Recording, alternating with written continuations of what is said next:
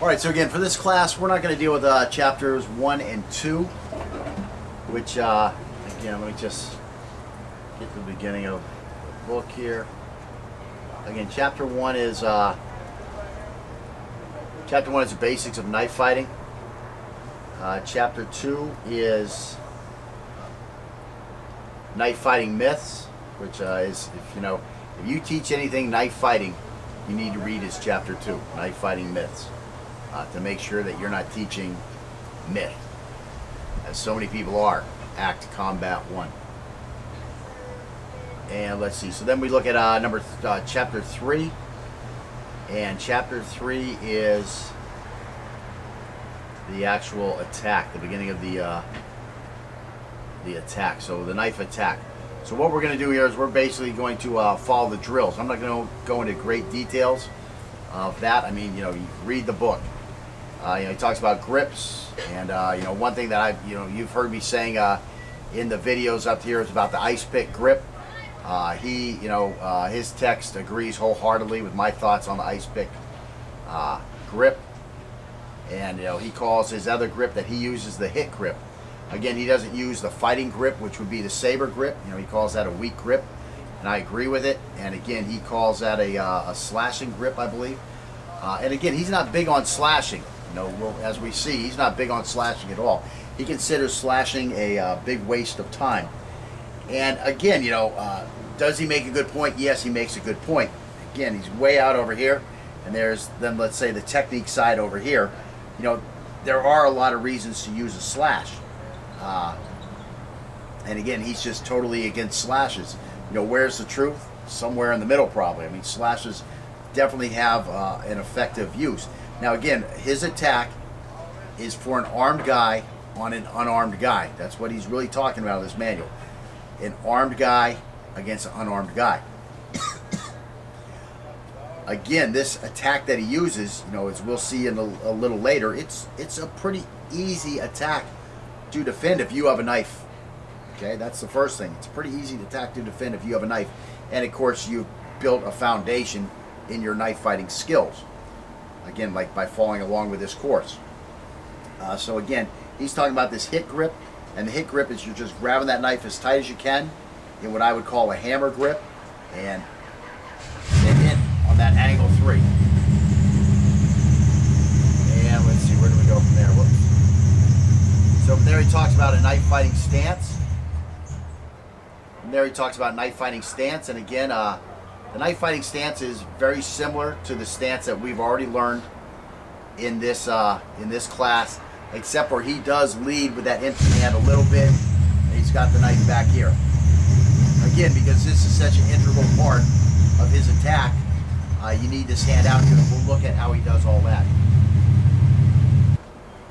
Alright, so the next section that Don goes into is his attack. It's a 1-2 attack. I mean, you're a boxer, bam, bam, 1-2 attack, right? Works. Hoist Gracie, when he was at the top and he was teaching his seminars, what did he teach? The hand of the face and the 2 shooting the leg. So again, a 1-2 attack. I mean, it works in almost everything. Point sparring, karate, an early technique that you learn. What is it? The back fist, and then coming through, boom, with the side kick. It's a 1-2 attack. Why do 1-2 attacks work? Because the first attack diverts the attention, brings everything up towards this defense, and it leaves another area open. So it creates an opening. So that's the big thing with the 1-2 attack. And that's what Don is going to talk about here, and we'll look at the drills, is this 1, and then you're coming with this 2. Of course, he's going to be more like in this stance here. This is going to come out here, and there's the 2. So again, you get the attention up here, and boom, here comes this knife attack down below, because you've diverted his attention. You've created an opening down low. He also has a 3-step attack, where this is when you're outside of that contact interval. He has another word for it. I don't remember exactly what it is. I'm sure 20 people will put a little comment down here, which I'll just remove. But anyways, you have the fighting interval, which is your contact interval. So if you're outside of the contact interval, then he uses a 3-step attack, like we were doing with the empty hand feint. Okay, what he does at this point is he feints with the knife hand. So he's going to be here, And when he's outside of contact distance, to bridge that gap, he's going to try to divert the attention low, stuffing his knife out here for a second. Now it's too far to actually reach the guy with, but again, you want to divert his attention down. Now his attention is down. Now you didn't throw that out there as bait because you were outside of contact distance, so you really had no danger in throwing that knife hand out there. But it will divert the attention down for the guy you're attacking. Now his attention goes down. Now you step inside of contact distance. Now you're ready to put this hand up in his face and get a touch on his face to really divert his attention, and then boom, the knife starts coming down here. So those are his basic attacks. He's got the 1-2 attack, and then he's got the 3-step attack. And we're going to start looking at those drills now, and we'll do some of that for you. So again, the basic stance, what he wants is your feet about shoulder width apart, one foot in front of the other, and what he's going to do, he's going to lead with the empty hand side. He's going to crouch down this way. You've seen us in this crouch stance, and you're going to hold the knife like this. So the hand can go this way or it can go this way. That's up to you, whatever you're most comfortable with. But again, I'm crouched and I'm ready to spring forward, almost like in a sprinter stance or a wide receiver stance, get ready to move forward. So I have a very forward profile here. I'm going to be going forward. This is where the attack's going to start from. Now, when I do attack, I'm going to lift the front knee first. It's going to be a step and drag movement, and I'm just going to shoot this hand out. Now again, we're going to use all our principles of the knife strike, where we're going to bring all our weight forward. You want this strike to hit hard if it hits, okay? You definitely want it to hit hard. So again, I'm going to be here, and I'm going to lean out, hit him right here. He's going to have to react to this. His eyes are going to close, his head is going to go back, his hands are going to come back up. Now we're both holding a knife right now, but of course, this guy's not holding a knife. I'm attacking a guy who doesn't have a knife. So I'm here, and then from here, I just start coming in here with this one here, okay? So that's basically it. That's the 1-2. I'm here, I bring this thing out here, and boom. So let's say I wanted to attack this guy. He doesn't see me, he's not ready for the attack. I'd walk up like this. I could immediately come down here. Now I'm going to lunge at this guy. Bam! That's the attack right there. And then this thing just keeps going. That's a basic 1-2. So we'll work that on each other a little bit. All right, again, Don talks about using a palm strike.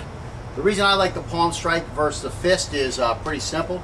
There's Scotty's body in the background there with my fist kind of just right on his silhouette there. And that's my reach with a fist. And when I go to a palm strike, oh, look at that. All of a sudden, my fingers have extended a couple more inches. I like the fingers in the eye. He says a palm strike like this, but I really think what he's talking about is that extra reach provided by the fingers. I mean, a pure palm strike, again, I have a little problem with that wrist. It doesn't bend all the way it's supposed to because I got wounded. But anyways, that pure palm strike is shorter than the fist, and then the fingers are longer when I'm like this. So I really like this. I like a face break. So if you wanted to modify that technique, again, trying to get a finger in his eyes, you know, watching a UFC fight when the fingers go in somebody's eye, watch a boxing when a thumb goes in the eye. The fighter is virtually completely debilitated and defenseless at that point. So yeah, do you want to get fingers in the eyes? Yes. As a matter of fact, Don says, you know, to defend this technique, the first thing you have to try to do is get your fingers in this guy's eye. He says, you know, when a guy comes at you with a technique like this, fingers in the eyes, strike to the groin, strike to the throat. These are things that cause, you know, like strike to the throat. It's going to immediately put you on the defense. Of course, in the eyes, it's going to put you on the defense. A shot to the groin, going to get you on the defense. So those, I mean, when I do my hand-to-hand course, I mean, that's really what I talk about is eyes, groin, eyes and groins, eyes and groin. So again, now this is different. You're not leading with your knife side. Right, you're here, and go ahead and just, you know, hold the knife from here. Get in that nice low stance. What you're going to do, you're going to see your feet, they're too thin. Again, shoulder width, crouch down on the ball of the back foot. Right now, bring that foot back a little bit. You're not the big guy. No, back. So put that foot right here. That's what we're talking about. We want you to have that left to right stability. Okay, so this here, just like I'm saying, you're getting ready to start running. You know, just get in a stance where, that's what you're really going to do. Freaking run at me, but you're going to start with a step and drag. Okay. So here I am hanging out. Go ahead, I just want you to start from the full stance. So, you know, here like this. Okay, but we're not doing our normal. Okay. We're doing Dawn Pentecost attack, okay? Okay, so now get low, get low. Okay, yeah, here's what you want. I mean, do you want to look at the picture again and see it? Okay, so this is what we want. This hand is up here in front. Okay, here, now you can put this here. Now, yes, now you look like you're ready to charge at somebody, because that's what we're talking about. It's just charging and overwhelming this guy here. This is what the karate guys don't prepare for. The karate guys start here in a nice stance, and they come with a one thrust. That's not what we're going to do. You just want to bowl this guy over with body, mind, and knife. You want to bowl this guy over. Okay, primal. Think primal. Don't think about technique right now. We're doing Ron's attack, not our attack. So this is just primal. Now from here, you feel like you're ready really to just lunge right at my head. I put that right on top of my head. What you want to do is you want to just put this right on my head. These two knuckles here, right on my forehead, okay? You're allowed to smack me a little bit, okay? Just don't like put them in my eye. But again, you know, what we would be doing is we would strike here, this would strike down and rake across here. Then from here, we're coming in here, boom, and again, we'd probably be grabbing here and taking this guy that way, okay? But again, that's the full thing. For right now, I just want you to jump out at me 10 times, tap that head, and get one shot in over here. And here I am, I'm just the dude hanging out. Right, yeah, bring it around. I mean, again, any opening. Here's the thing you got to remember, okay? And this is a big thing with what I'm teaching when we get towards the end. You have to account for Murphy, okay? You have to account for the fact that something is probably going to go wrong. If your system requires you to do intricate moves, and it requires that this guy doesn't interfere with you, you have a system that's not going to work, okay? It has to be able to account for Murphy. And the first Murphy is that what target's going to be open. Believe me, the target you think is going to be open has a high degree of possibility that it won't be open on the day you do your stuff. So that's the first thing, is target acquisition. You can't always go to this, you know, you can't have a route memorized technique where you always go here and then here and then here. You can't do that, because in the real life, he's not following the same script. He doesn't know where he's supposed to leave that opening. So that's the first thing. You know, if my arm is here, well, go here. If you wind up with a big step and you wind up behind me, well, then go over here. So whatever you want. Ready? Whenever you're ready. Now, see your drag? So when I come through here, so if I'm going to have the knife in my left hand, okay, I'm going to be here like this. So now when I come with this one here, it has to be, the drag has to be here. That's what's letting me get behind you. If you're still stretched out like this, that's why this is here. Now, is there a problem with this technique? No, there's no problem with that technique, okay? As far as, I say technique, I mean target area. There's no problem with that target area, this target area. Which target area is open? You know, up here, you know, whatever. But for right now, we're just working on the basic, just jumping in at this guy, wham, firing in on him. There it is, and that's what you want. You gotta finish that thing. Now, when you come through here and you're here, is the next move probably a step through? Yeah, the next move is probably a step through. Now you start getting you really, you can demobilize, grabbing you here. I can grab you here if I'm down low. You know, whatever it takes to get you demobilized. Sorry, man. I said sorry this time. Yeah, whatever. Right, that's what I want. I want to feel that I'm being bowled over here. That's a big thing.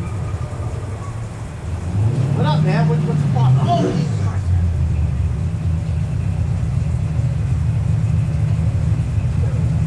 Now, it's got to be a 1-2. So we're here. See, I'm turning here. I'm putting this shoulder in. I'm trying to protect my head from getting hit. I'm trying to stay low. I'm trying to cover my center line by turning sideways a little bit. Now when I bring this drag through, bam! Like that, okay?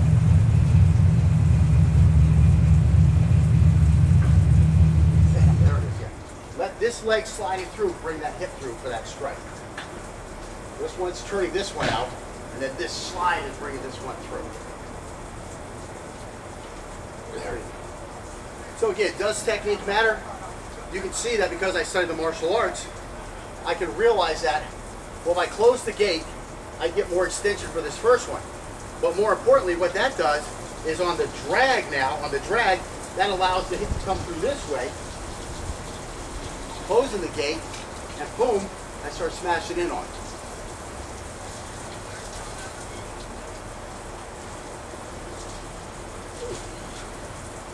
I might say that wrong. Yeah, I'm going to close the gate here, open the gate here, which allows that hip to come through. You always get the horizontal and the da-da, and the open and the close backwards, right?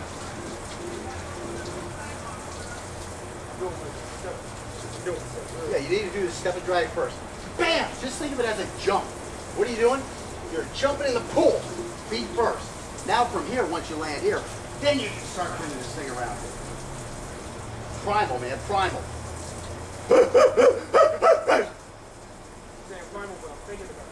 Right, that's the hard part. That was good, that was good. That was primal, baby. That was the whole thing coming at me.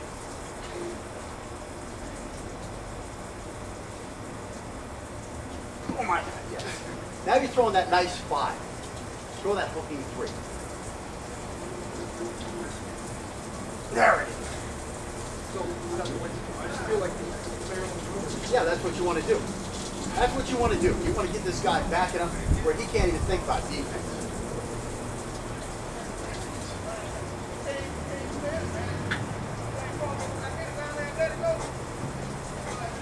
Remember Kelly McCann's swamp, where we want to land on top of this guy with this strike. And like he's saying, this needs to be a strike. This needs to be a full force, full power strike. So if you fall all your swamp on there, and you move in the direction of the strike, and you plunge on the target.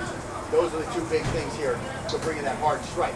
You want him so affected by this, that, right, that's what you want. That he never even sees this one come.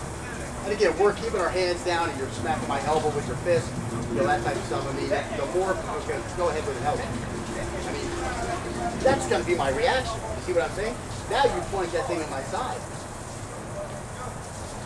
And I'm going to have that startle response, and boom, there, now I'm gone. Right. Well, I'm trying to make it, you know. I mean, that one you had was definitely primal. That one you had like 3 of them ago, that was primal. This looks like, you look like when I started. Right. Well, that's what I'm trying to do. I'm trying to put the, because I mean, what I'm going to do is completely different. I mean, whoop, that's what I'm going to do.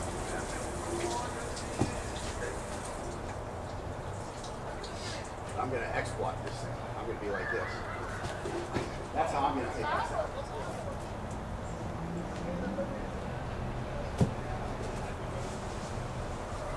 X-block is coming. Excuse me. The modified X-block is coming. What I also call the wall block. I named it the wall block back in like 1983. Yeah, in 83 I named it. No, excuse me. 1981 I named it the wall block. And since then I've changed it to the modified X-block. But that's coming up in less than 7 or 6 right now. So we're almost there.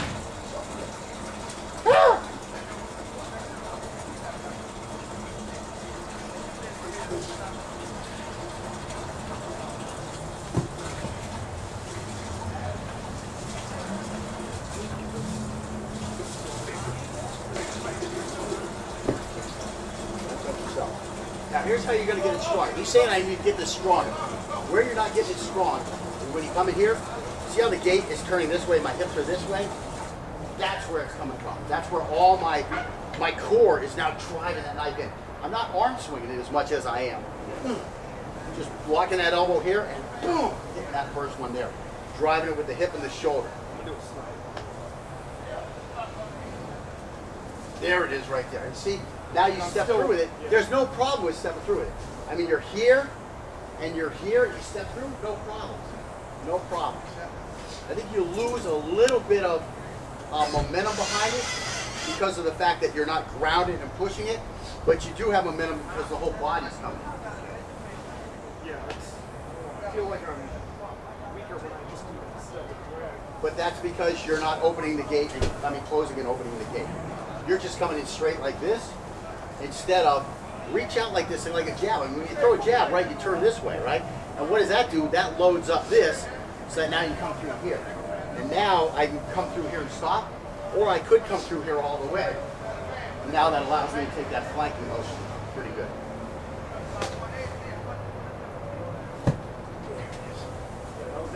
Don't wind it up quite as much. Just let it come here, keep the elbow in contact, and let it stay there.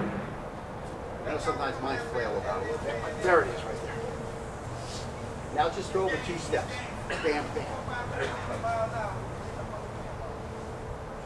There it is right there. That's going all the way through the liver. Through the liver into the stomach.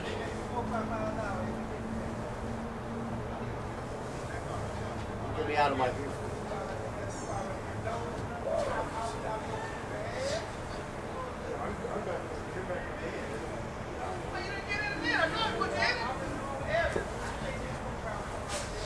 Now focus on my head when you throw that thing. There it is. See, that gets me knocked out.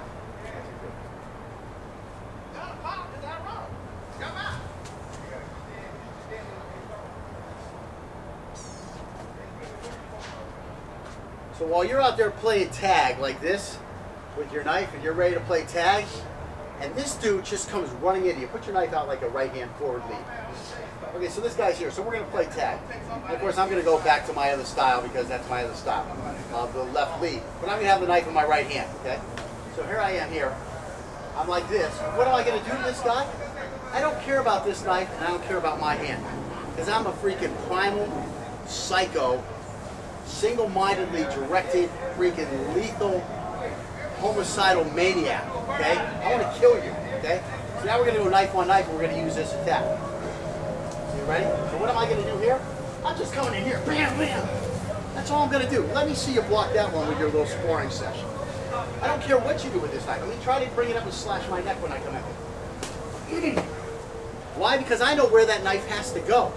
When I have this hand here, that knife, I mean, where's it going to go? It's going to be in this cone. It's going to be in this cone, right? So I know it's going to be here. Well, let's just take my arm here. Did I figure this side out? Did I figure this side out? Did I figure here? It doesn't matter where he's going because I know where his knife has to go. I'm just going to use this hand to smack it the F out of the way. So again, here I am here. I'm going to come in with this knife and bam, bam. You're done. Your only chance is to get the knife retracted before I come at it. This time, try to retract the knife back before I come at it. Okay, so here I come. So you got it retracted, but guess what? I'm still on it. I've got it trapped. And boom, boom. I've got that there. You think you're going to outspar me with a knife in front? I can use the most simple attack to tear you up. We're not even into lesson 8 and 9 where we have more advanced attacks than what we're looking at here. I can use this basic attack and run you over if you're going to hold the knife in front. Okay, so anyways. Yeah, try switch with the knife in your right hand now. That's it. Come out and jab. Do 10 of those. Just let that leg slide. What I want to see is I want to see that on the ground from that sliding leg. That's what I, now see the way it worked? It worked out good that time. Because you have the proper footwork. So again, proper footwork. Is that a trained-in technique that a martial arts guy could have? Yes, it is. Now, a lot of martial arts guys don't do it exactly like this, and that's too bad. You know, they think everything is a step-through movement. No, a lot of it is step and drag, step and drag. Martial artist guys, you traditional martial arts guys, you got to get a step and drag into your system. Again, what does a boxer do in the ring? They step and drag. They step and drag. What does a guy who's shooting the leg? What do? They step and drag. What do you do when you're throwing a side kick? That side kick combo. You come here, and then you kick, and there should be a little drag there as you come across. It's much closer. Unfortunately, it still is kind of like a step-through motion. But again, you get these guys, advanced guys like Bill Wallace, they're going to be more like this, where we slide on that leg, so you have a drag. You have a step that's coming up in the air, and then there's a drag as we throw that kick. It's a much more advanced technique. You got to throw out that old footwork.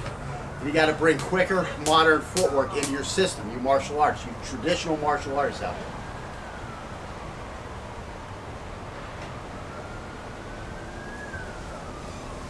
there. There was a rising block.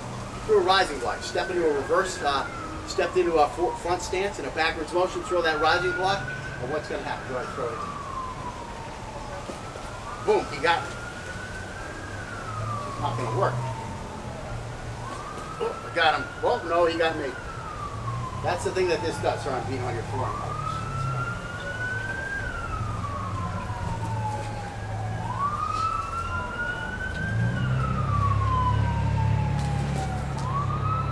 drag worked a little better. It keeps me on that center line going again. So I got a little better chance using the step and drag. You start sitting yourself into these low stances, go again. It's just too slow. I'm going to get nailed every time.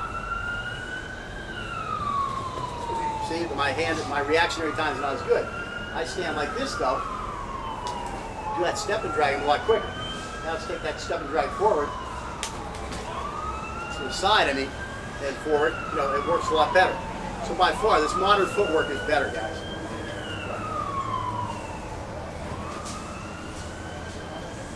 Now I'm just giving him a standard startle response reaction. Okay, so let me swap off, do a couple with my right. How about they do with my right? Or whatever. I'll do like 5 people.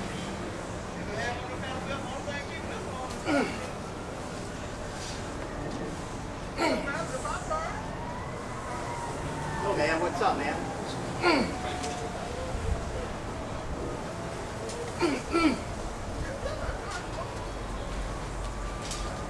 Yo, man, give me the keys to your car. I need your wallet and your keys now. You didn't answer fast enough. Hey, man, were you looking at my girl in the club? Yeah. You were? Oh, you're just a man. You're gonna man up to my shit, huh? That's the way it works. You want to get this head in here close. Why? So that he can't hit you with something effectively. His hand's gonna come in here. Bam. Bring the elbow back to the center line, covering for any knees. If this guy's a real tricky, skilled fighter. Bam. Bam. Told you not to pick that up. Okay, so now we're gonna look at, we're gonna advance it, and we'll look at that 3-step attack.